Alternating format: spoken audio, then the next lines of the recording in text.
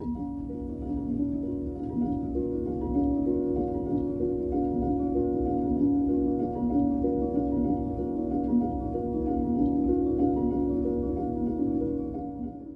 vous êtes à l'ISE.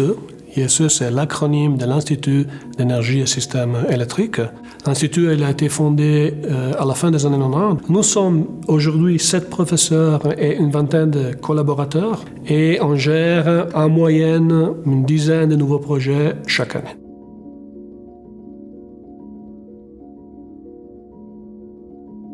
Un des projets phares de l'école et de l'Institut est le projet du laboratoire REN. REN, c'est l'acronyme de Réseau Intelligent.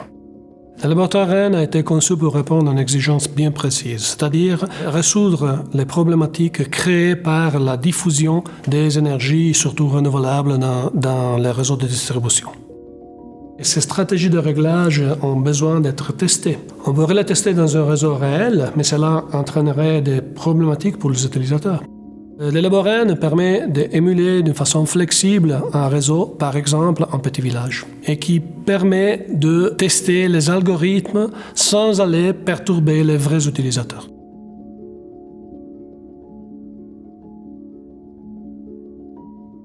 À l'IESE, on travaille sur les systèmes d'entraînement électrique.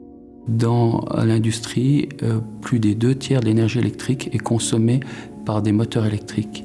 Ici, à l'IESE, on travaille sur des méthodes pour réduire la consommation d'énergie électrique dans diverses applications, comme typiquement dans les systèmes de pompage. L'IESE a développé des bancs d'essai qui sont utilisés pour un usage didactique à l'école, mais aussi dans le cadre de post-formation avec des partenaires industriels.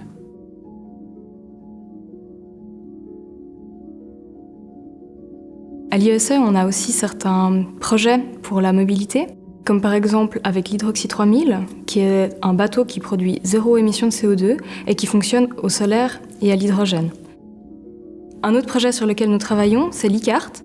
L'idée, c'est de reprendre un châssis de carte en fin de vie et de l'électrifier afin de lui redonner une nouvelle vie sous forme de carte électrique.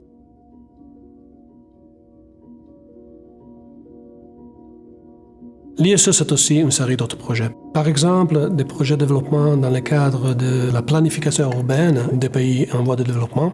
On travaille dans les applications de la physique du plasma, dans les aspects de conversion électronique de haute courant, de haute tension. Au final, on peut résumer que toute une série de problématiques autour de l'énergie électrique sont traitées au sein de l'Institut.